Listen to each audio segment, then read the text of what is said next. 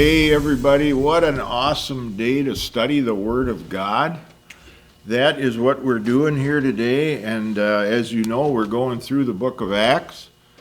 It's an exciting time to be in the Word. It's great to be with you. Thanks for inviting us in. What we want you to do right now is be an evangelist and hit that share button on your screen there and get this out to other people. Whatever your network, wherever that sends them, and that'll be awesome and amazing. Now, you might remember last time we were digging into Acts 1:8, which I said is probably the most important verse in that whole book. And I really believe that, and so much so that we're going to take another session today to dig into Acts 1:8 more and show you some things. So let's remind ourselves of where that puts us in the whole scheme of the book. We're reading in Acts chapter 1. Once again, in verse 6, it says, "Therefore, when they had come together, they asked him, saying, Lord, will you at this time restore the kingdom to Israel? And Jesus said to them, It is not for you to know times or seasons, which the Father has put in his own authority, but you shall receive power." And we looked at that Greek word last time, and we're going to need it again this time, okay? Dunamis is explosive power, the ability to get things done. Jesus says you're going to receive that. I'm going to teach you today that when Jesus said that here in chapter 1, verse 8, and then actually delivered it in chapter 2, and we'll come to that in our study in just a short time.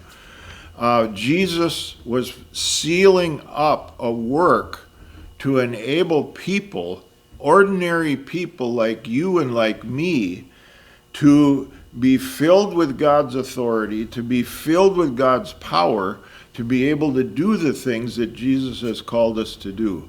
And that's really where we're going with this teaching today. And that is the expectation that an ordinary person like myself or like yourself could actually be used by God to do the works of the Holy Spirit, the powerful things that Jesus wants done. So let's get right into it here.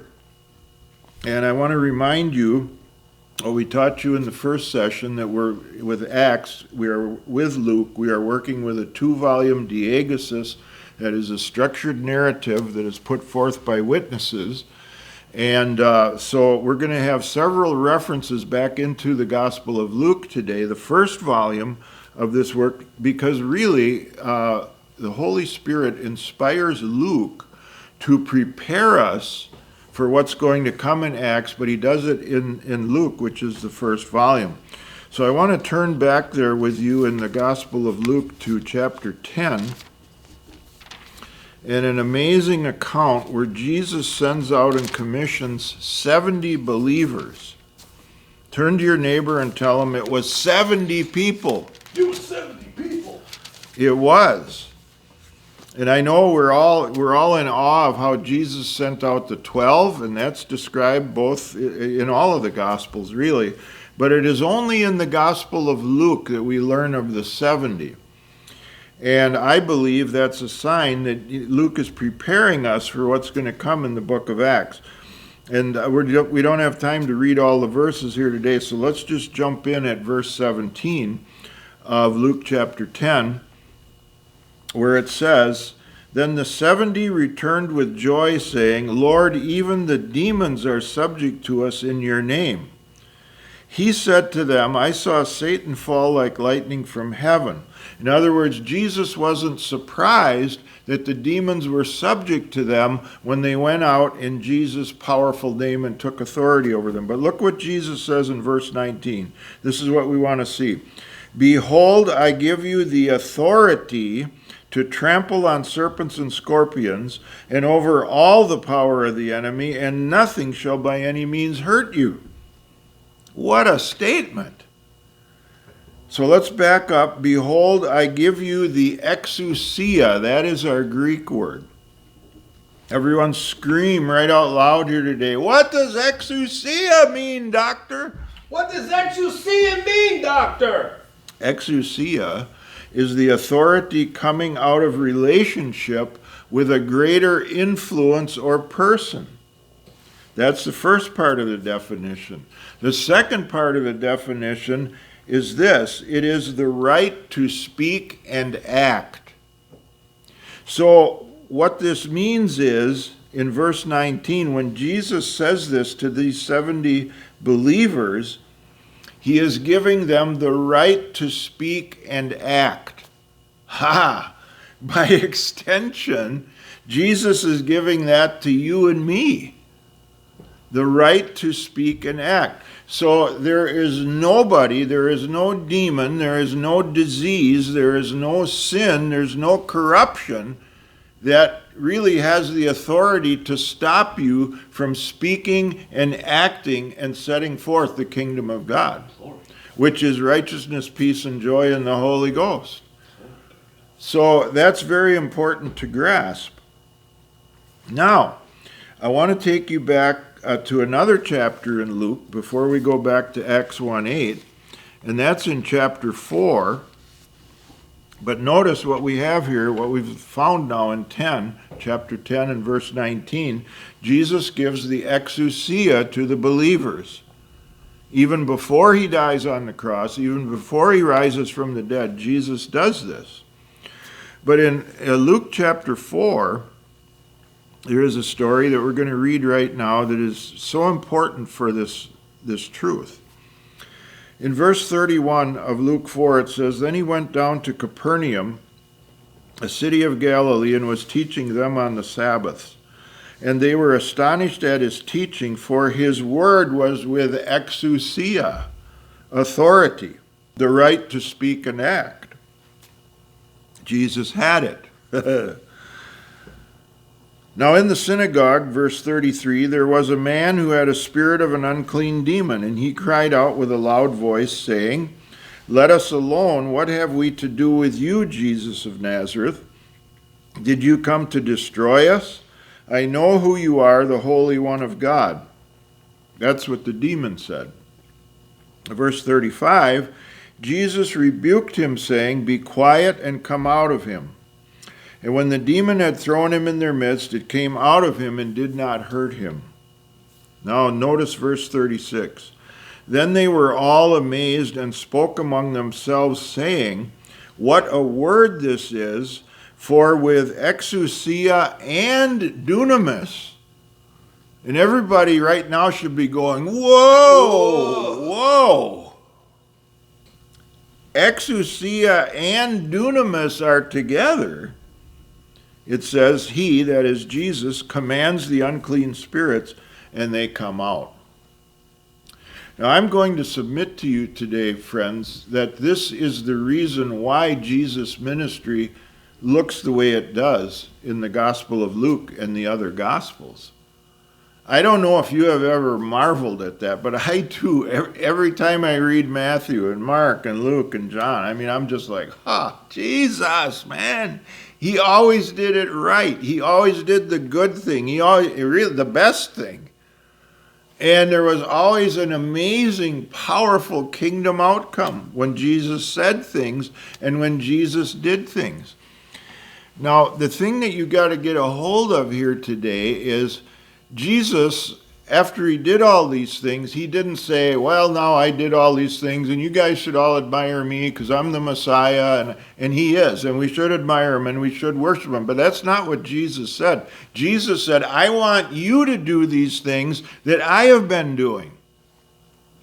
And if we understand that the reason Jesus could do them the way he did was that these two things, dunamis and exousia, power and authority, we see that they were together in him. We're going to expect that he is going to make it possible for them to be together in us.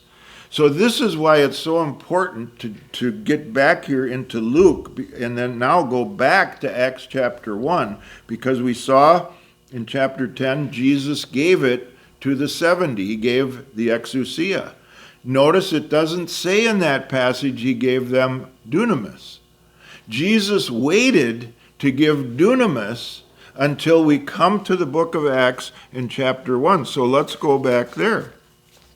In fact, remember we said the other day that in Luke chapter 24, right, as Luke is winding down the Diagesis narrative to get ready to write the second one, which is Acts, Jesus says to the disciples, wait in the city until you are endued with power, dunamis, from on high. Well, here, now we're back in Acts 1:8, but you shall receive dunamis when the Holy Spirit has come upon you. Now, what kind of witnessing is this going to be? I'm going to give you the short version. Everyone scream right out loud. Tell us a story, doctor. Tell us a story, Doctor. I stepped into a village in Tanzania called Bwanga. We were there to preach the gospel. And I want to tell you, dunamis and exousia came together from Jesus and landed on me and the team that was with me. We had thousands of people come to Jesus to be saved, to repent of their sins, and come into a new life with him. But it was in the setting and in the context of demon spirits coming out of people and radical, miraculous healings, such as one that I just want to tell you about quickly here. I'll never forget this one. There were two people that were carried by their friends and laid on the grass of the field. And one of them was a woman who had broken her leg 2 years earlier. Think of that. Her femur was cracked. And when she gave the testimony later on, what she said was, I could not stand or walk because of that pain. And we're sitting listening to the testimony. Honey, it was, and I questioned her about it. She said, yes, it was cracked through. It bent off in all these weird positions. Can you imagine this? And there's no medical help in the village. And what we did is we decreed healing over that crowd that day. And the power of God came, the dunamis. But I started, before I released the dunamis, I stood in the exousia that exists in the name of Jesus. And I required that every name that was on that ground to come under the name of Jesus. And it did. And exousia and dunamis came together, and that woman's leg came back together in moments of time. Within a few minutes, she was up on the platform testifying, and we have video of this, of her jumping up and down like a pogo stick on the leg that, as she was brought to the meeting, probably an hour earlier, the leg was broken in just a complete fracture of the femur. That's the power of God released in conjunction with the authority. And it became such a sign to that village that a revival broke out in that village that continued for months afterwards. More people were saved after we left than were during the 5 days of the meeting that we were there. Across the 16 churches that cooperated with this meeting, groups of young people organized themselves together, and they began knocking on doors through the whole village, just asking people, do you have anybody sick here? Could we pray for them? And people would say, yes, we got a family member sick here in the back of the house. They'd go in and pray, and the person would be healed. They'd get up off their bed, and the whole household would get saved. Friends, that is doing the works of Jesus. That is the power that gets released in conjunction with the authority to see the kingdom of God come. And I'd like to pray for you right now that this would happen in your life and in your ministry.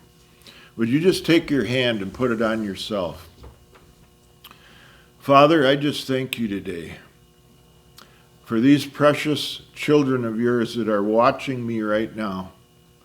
I lift them up into your presence right now for a holy boldness and a holy confidence to come over them. And some of them that are even facing this coronavirus and their families and people they know. Lord, we just thank you that we have authority over every disease, over every ailment, over every work where the devil is trying to corrupt and destroy someone's life. And we just come right now and we speak life in the name of Jesus. And Father, I thank you there is a right to speak and act that is coming on these men and these women and these teenagers that are listening to me right now, the right to speak and act the name of Jesus and to see the kingdom come and his will to be done in healing and salvation and in deliverance. In Jesus' name, amen. God bless you.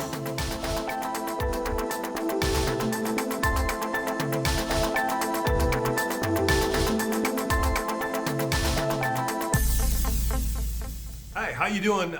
Pete Cooper with Heart of the Father Ministries. Say, if you like what you see here, go ahead and click on the subscribe button, and we will contact you every time that we release something new. And also, feel free to go online. You can donate to Heart of the Father Ministries, and you can help support the Apostolic Training Institute. That's our channel on YouTube. So thanks for watching, and bless you in the mighty name of Jesus.